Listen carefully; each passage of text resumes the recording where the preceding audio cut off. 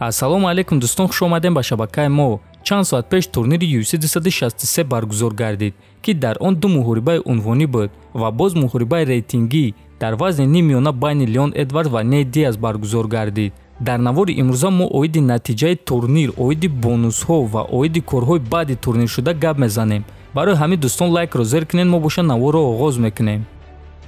Оғоз мекунем аз муҳорибае ки беҳтарин муҳорибаи шом шуд. Муҳориба дар вазни сабук байни Дрю Добер ва Бред Ридл. Дар ин муҳориба Бред Ридл бо қарори ҳамаи доваро ғалаба ба даст овард ва ин муҳориба муҳорибаи беҳтарини шом шуд ва ба ҳар дуи варзишгаро $50,000 бонус доданд. Бояд гуфт ки ҷангваро муҳорибаи хеле дурахшон нишон доданд. Акнун мегзарем ба муҳорибаҳои асосии турнир. Аввалин муҳорибаи асосии турнир, муҳорибаи рейтингӣ дар вазни нимёна байни Билол Муҳаммад ва Демине Майя баргузор гардид ва дар ин муҳориба бародари мусалмони мо Билол Муҳаммад бо қарори доваро ғалаба ба даст овард ва ӯ барои камарбанд боз як қадами дигар наздик шуд ва албатта ки мо бародармона Муҳаммада бо ин пирӯзӣ табрик мекунем. Дуюм муҳорибаи асосии турнир, муҳорибаи 5 раунда дар вазни нимёна байни сеюм рақам Леон Эдвардс ва хулиган Нейт Диаз баргузор гардид ва дар ин муҳориба Леон Эдвардс бо қарори доваро ғалаба ба даст овард. Аммо бояд қайд кард ки дар дақиқаҳои охири панҷум раунд Нейт барои рақибро фавран шикаст додан имконият хеле хуб дошт, аммо ӯ имкониятро то охир истифода набурд ва ғалабаро аз даст дод. баъди муҳориба Нейт Диаз гуфт ки баъди 3 ё 4 моҳ боз ба қафас баргаштан мехоҳад. Дӯстон, шумо дар ин муҳориба киро мухлисӣ карден? Метавонед фикротона нависен. Акнун мегузарем ба ду муҳорибаи асосӣ ва муҳорибаҳои унвонӣ. Якум муҳорибаи унвонӣ дар вазни 57 килограмм байни чемпион Дэвисон Фигередо ва довталаб Брендон Морено шуд ва ин реванши онҳо буд. Якум муҳориба ничия ба анҷом расида буд ва реванш бояд ки дар ин қувваозмоӣ нуқта мемонд ва ҳамин кор шуд.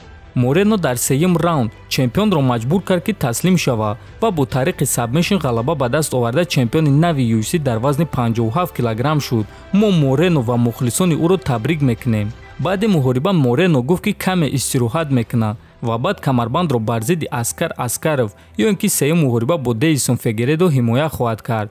хотиррасон мекунем ки Брендон Морено ва Аскар Аскаров аллакай як маротиба вохӯрда буданд ва муҳориба ничия ба анҷом расида буд.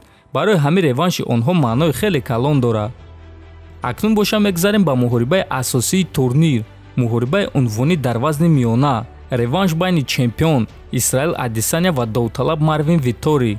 Дар реванш Адесаня боз бо қарори доваро ғалаба ба даст овард. Дар якум муҳориба Адесаня бо қарори на ҳамаи доваро пирӯз шуда буд, а дар реванш боша бо қарори ҳамаи доваро ва ӯ дар ин қувваозмоӣ нуқтаи калон гузошт. мо Адесаня ва ҳамаи мухлисони ӯро табрик мекунем.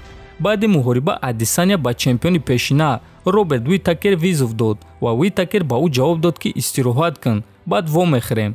хотиррасон мекунем ки Адесаня маҳз дар муҳориба бар зидди Роберт Уитакер чемпион шуда буд. ӯ чемпиони ҳамонвақта Роберт Уитакерро ба нокаут рой карда буд ва акнун онҳоро реванш интизор аст. барои беҳтарин баромади шом Пол Крейг ва Брендон Морено $50,000 бонус гирифтанд. ҳамчунин дар ин турнир боз як муҳорибаи шавқовари дигар баргузор гардид. муҳориба байни варзигари ингушт Мавсар Евлоев ва Ҳаким Давуду, ки дар муҳорибаи охирони худ Ҳаким Зубайра Тухуговро шикаст дода буд. Мавсар дар ин муҳориба бо қарори доваро ғалаба ба даст овард ва ҳамин гуна ӯ қасдии Зубайраро аз Ҳаким гирифт ва ғалабаашро ба Зубайра бахшид. Зубайра боша ба Мавсар миннатдории худро расонд.